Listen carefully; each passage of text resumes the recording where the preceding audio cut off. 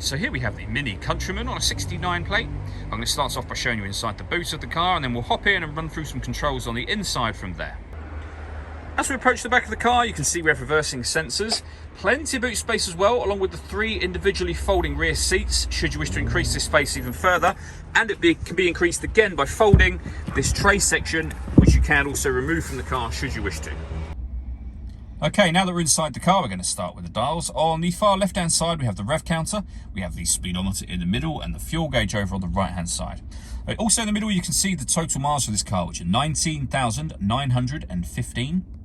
The information displayed above that can be changed for various bits of trip computer information using a button on the end of the indicator stalk. You can also have a digital readout for the speedometer displayed there, as you can see.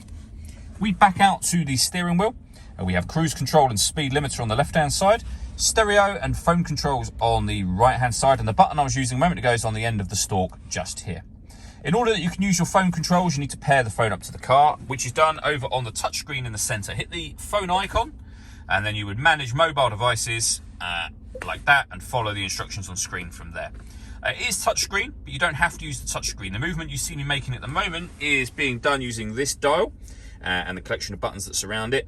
It's far easier using this dial whilst you're driving along than it is obviously trying to manage a touchscreen. So you can rotate the dial round to highlight anything you want. For example, media and radio. Push the dial down to enter that menu. You can see we've got DAB and FM radio. We've also got Bluetooth audio, so you can stream your music wirelessly, and USB input as well. Any of those that you want to enter, just push the dial down again and you'll be in that menu. You can go all the way back to the beginning. This is where you access your satellite navigation as well. There's a full video showing how the sat-nav system works.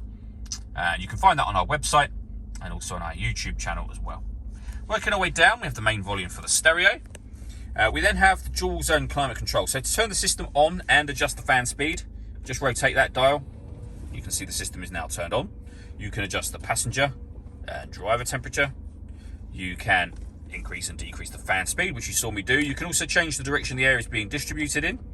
Once you're happy with those settings, you can turn your air conditioning on by hitting that button, and the green light will indicate that it's on. Or hit auto. The car will now take control of the fan speed and the direction of the air to maintain those temperatures for you. Press auto again, you'll go back onto whatever setting you had it on previously. We have a heated driver's seat with 3 different heat settings, and the same for the passenger side just there as well. Beneath that, we have the traction control, which you can turn off.